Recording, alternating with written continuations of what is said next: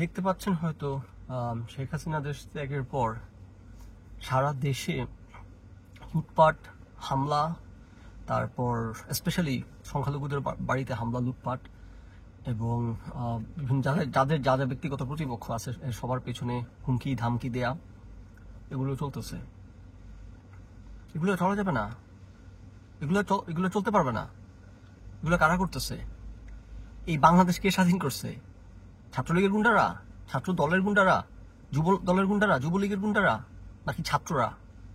যখন ছাত্রলীগ এবং ছাত্রদল, বিএনপি, আওয়ামী লীগ যখন সাইকেলে চলে, এরা রাজপথে এক এক এক পিশাচ আরেক পিশাচে খুন করে, মারামারি, হানাহানি, কামড়াকামড়ি করে করে ক্ষমতায় আসে, এসে তারপর আলু পোড়া খাওয়ার জন্য হয়তো আবার এক গ্রুপ আরেক গ্রুপকে হচ্ছে দৌড় করায়, প্রতিশোধ নেয়, সেই সাইকেল চলতে থাকে।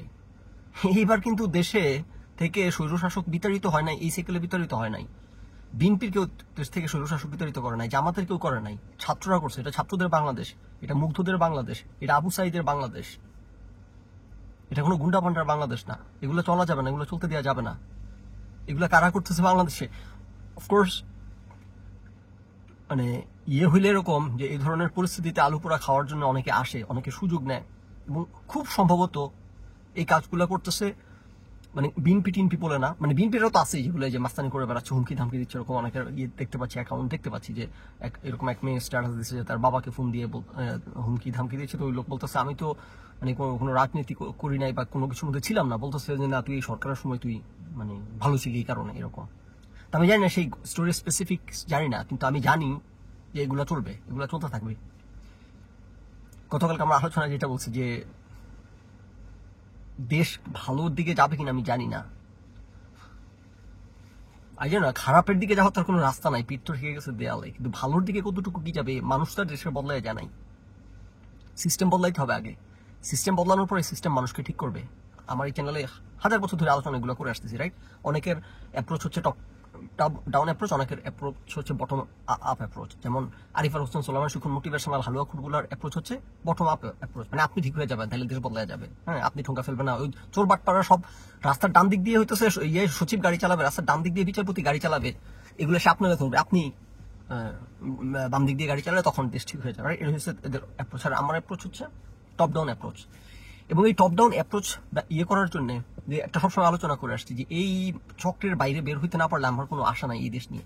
এবং আমি সবচেয়ে এক্সাইটেড এই স্বাধীনতাটা নিয়ে, বর্তমান নতুন স্বাধীনতা নিয়ে, যে আমরা চক্রের বাইরে বের হয়ে আসতে পারছি। এই দেশকে বিএনপিও স্বাধীন করে নাই, আওয়ামী লীগও স্বাধীন করে নাই, জামাতও স্বাধীন করে নাই, কেউ কারো কোনো ক্লেম নাই। এখন যে দেশটা স্বাধীন হয়েছে, যেরকম নদীতে যখন চর পড়ে, যে আপনারা শুনে থাকবেন নোয়াখালী, বরিশাল, স্পেশালি বরিশাল এলাকার লোক, ওরা সারা বছর খালি মারামারি করে। নদীতে যখন একটা চর পড়ে তখন কে নতুন চরের দখল নিবে, তারপরে এই লাঠি সোঠা নিয়ে সারা বছর মারামারি। তো এই চর দখলকারীরা এখন এই নতুন দেশ দখল করার জন্য এখন নেমে গেছে রাস্তার মধ্যে।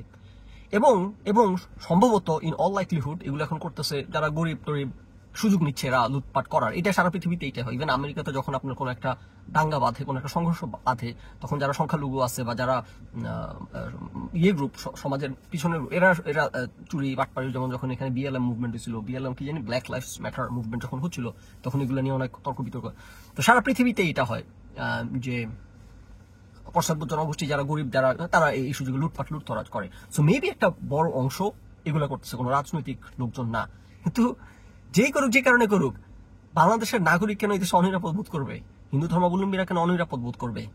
যে লোক আওয়ামী লীগ করতো কিন্তু কারো কোনো ক্ষতি কখনো করে নাই, সে কেন অনিরাপদ বোধ করবে? অফকোর্স গত 16 বছরে যেই অবস্থা করছে আওয়ামী লীগ করছে এবং দেশে দুর্দান্ত প্রতাপ নিয়ে চলে নাই, একটু করে নাই, এরকম লোক পাওয়াটা মুশকিল। কিন্তু এরকম লোক অবশ্যই আছে, দেশে প্রচুর লোক আছে। সবাই গুন্ডা পান্ডা না, একটা দেশের মধ্যে খুবই সামান্য মুষ্টিমেয় লোক হচ্ছে গুন্ডা পান্ডা বদমাশ। এগুলার উৎপাতে সাধারণ মানুষ ভয়ে তটস্থ চুপ হয়ে থাকে। তো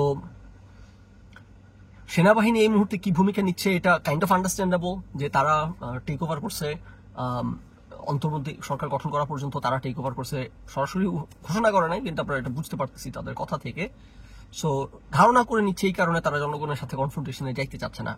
অলরেডি জনগণ তাদেরকে সাপোর্ট করতেছে না তাদের টেক ওভারকে। সো এখন কোনো ধরনের কনফ্রন্টেশনে যাচ্ছে না, যাবে না হয়তো, এই কারণে কাইন্ড অফ ফ্রি পাস পাচ্ছে। কিন্তু কিন্তু এটা তো করতে দেওয়া যাবে না এগুলা।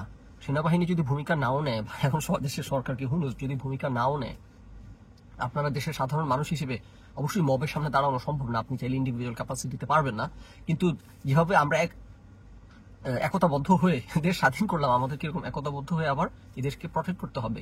আমাদেরকে তো বইয়ে পড়াইছে স্বাধীনতা অর্জনের চেয়ে স্বাধীনতা রক্ষা করা কঠিন। এত কষ্টের অর্জিত স্বাধীনতাটা, এর চেয়ে আমি গত অনেকগুলো পর্ব ধরে আলোচনা করতেছি, এর চেয়ে সুন্দর পিওর স্বাধীনতা আমরা জীবনে পাবো না। এর চেয়ে পিওর স্বাধীনতা আমরা জীবনে পাবো না।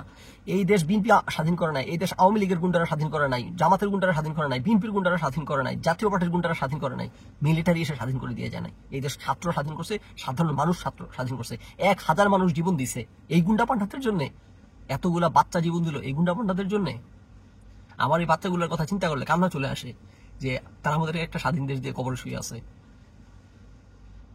তাদের এই রক্তের সাথে বেইমানি করা যাবে না, তাদের রক্তের সাথে বেইমানি করতে দেওয়া যাবে না, এদেরকে থামান।